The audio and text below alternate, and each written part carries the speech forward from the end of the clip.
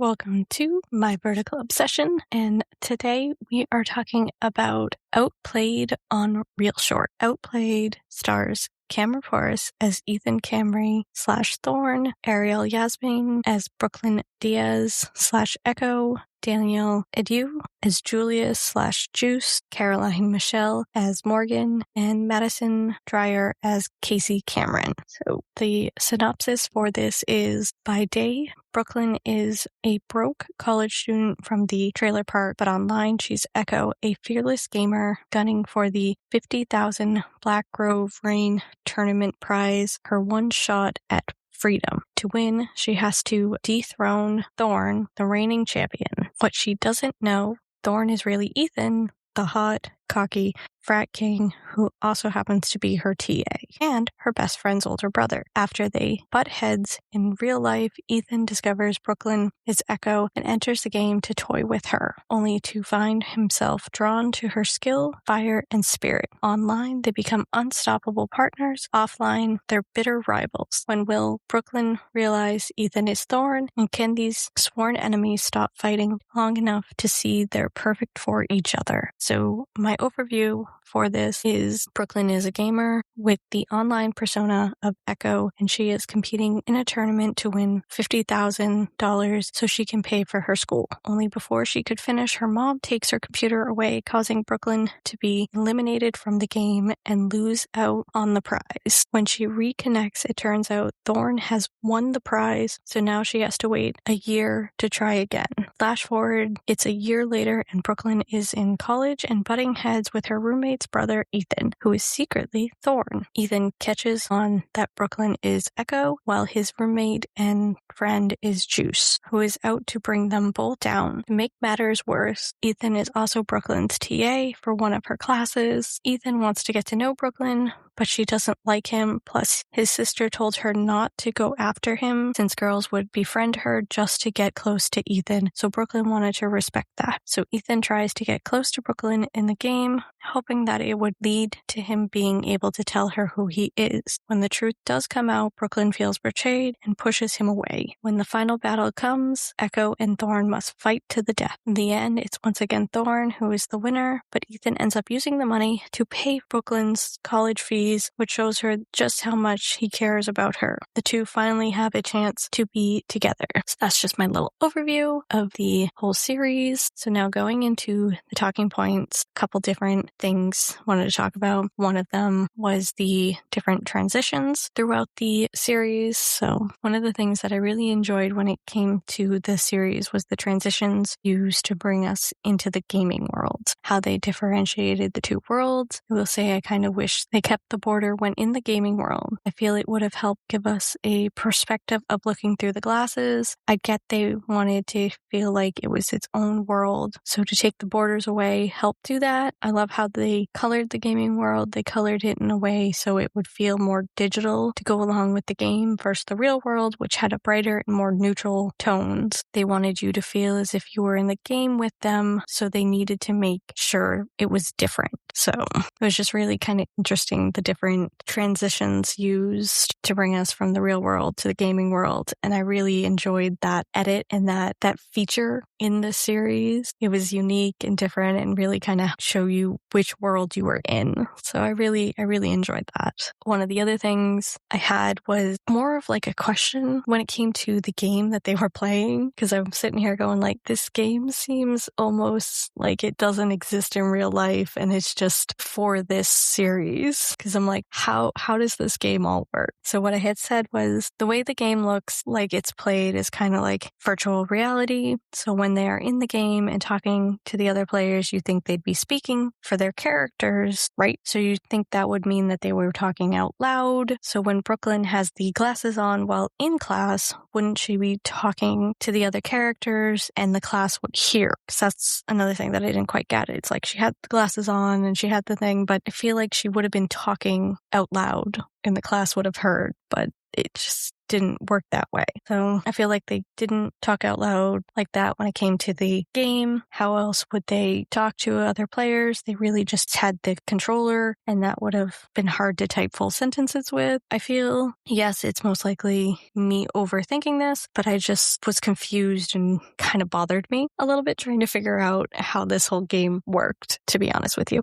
I also don't know a lot about gaming, so I wasn't sure if there was something out there where you could talk in a game without actually using your voice or a controller. It's like, is this technology something that's out there right now? And the other thing too was how did it go from a computer to just glasses and a controller? And would it be that you can play different ways? So it's like there is a couple different questions out there that I just kind of didn't quite understand about the game that they were playing. But again, it just might be me because I'm not a big gamer. So there might be things out there that I just don't fully understand. And one of the other things I kind of got into was the fact that this was interactive and how I'm not the biggest fan of the interactive series. Sometimes they're cute and sometimes I will watch them, especially the ones with Declan and Sky. I will watch those ones for sure, but I'm still not the biggest fan of the interactive ones. And for this one, I solely watched it because it was Cameron present. So what I had said about it is how, again, I watched this one solely because it was Cameron. I'm not the biggest fan and never have been a big fan of the interactive ones. While they can be fun and seem like a great idea, they kind of drive me a little bit crazy. You can see that the clip options don't always flow with the next clip. You can see choppiness at times and it takes away from the story. At least for me, it does. Because there are times where you can see that they don't match up like you think they should. It drives me crazy sometimes seeing that. And I don't know if it's an editing thing or it's how the interactive ones are set up, but I know I don't like it. I also feel like no matter what choices you pick, the storyline is always going to be the same. I feel that maybe they should have different endings based on the choices that are picked. Maybe there are times it changes, but it doesn't feel that way. But also, to be fair, I've never really rewatched an interactive one, so I don't fully know. So it may be possible that they do, but it always feels like it ends the same way, no matter which way you go. Said it seems like a way to make you think you're given a choice on how the story goes, but it's not true that the story will always go and end the same way, no matter the choices made. Also, maybe a budgeting thing that doesn't allow different editing. So I know that could be one thing that prevents it. And it's just, you can see how the story goes in the middle, but the beginning and end will always be the same no matter what. I think that's kind of the intent of the interactive ones, but it would kind of be fun to see one that ends different depending on what choices you make. So I don't know. I think it would be kind of fun. But I also go into how you have to use coins to buy the highlighted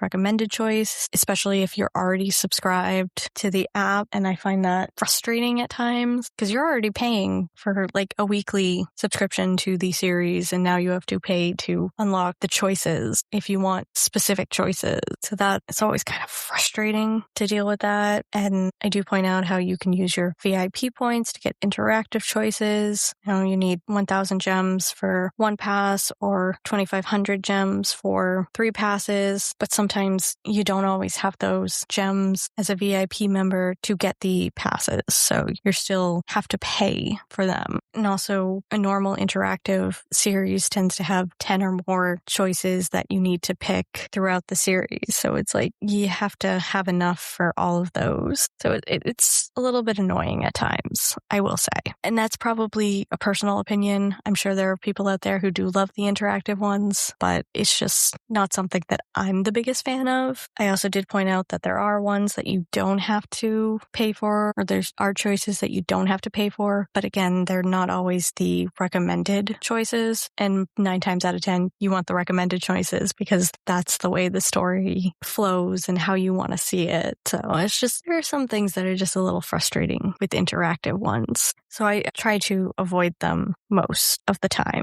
But like I said, the ones with Sky and Declan tend to be interactives, and I love those too. So I will watch them. And I watched this one simply because it was Cameron. So if there is an actor that I really enjoy, I will watch them. But otherwise, I try to kind of avoid it, no matter how cute the story looks. But now going over to the overall thoughts of the series, I did enjoy the series, even though I'm not the biggest fan of interactive series. I watched it because because it had Cameron in it, and I really enjoy the series he is in. I think he is a talented actor, and I try to watch his series when I can. I thought it was a cute story and different, which was very nice. This seemed like it was a good one for it to be interactive, with it being a virtual game. So for the interactive part, I know it wasn't done this way fully, but it could have been cool if it was done for just in the gaming world parts of the series. It would have made it feel like you were part of the game, and I get that they might not have had the same amount of choices, but I still think it could have been cool if it was done that way. And I do point out that I'm sure that there are certain ways that they do the interactive ones, and it might not have worked, but I think maybe it'd be cool for a future one to maybe do something like that, is that have it strictly be one part of the series. So like they do another one that has gaming, that maybe just the gaming parts of the series are the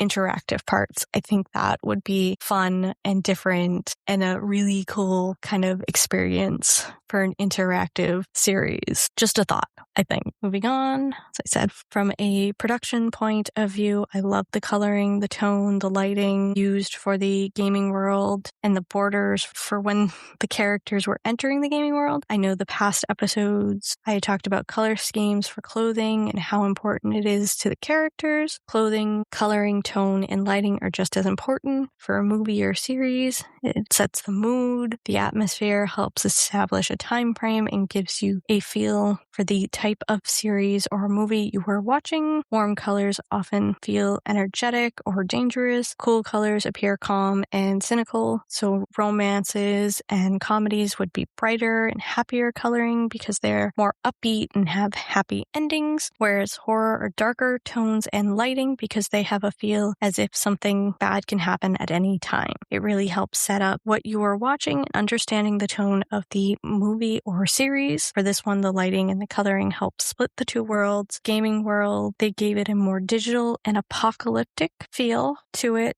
First, the real world, which had a brighter feel because it was more lively. They had that to establish that these were two completely different worlds. And like I said, it was a cute story, and I really enjoyed the chemistry between Cameron and Ariel. I thought that they played off each other very well. The story was fun to watch, especially with the gaming world, and I do hope ReelShort will do more series like this one, just maybe without the interactive element, but it was still very cute and enjoyed it and highly recommend it. Again, even though it is a interactive one, it was still very fun and I really enjoyed it. But then again, I think mostly because I enjoy a lot of Cameron series. So as for the rating, I gave it a 7.4 out of 10, and mostly because of the interactive element, if anything. But I did enjoy it. I did like it. Did enjoy the characters. Really kind of pulled you in and gave you a sense of what this was about. There were some plot and writing that I think could have been changed a little bit, but all in all, still enjoyed it as a series. So as always, would love to hear your thoughts on the series, what you liked and what you didn't like. Also, if you are enjoying this podcast, please be sure to give it a review. Love to hear your thoughts. I am your host, Megan. This has been Outplayed on ReelShort, and this is my vertical obsession. Until next time.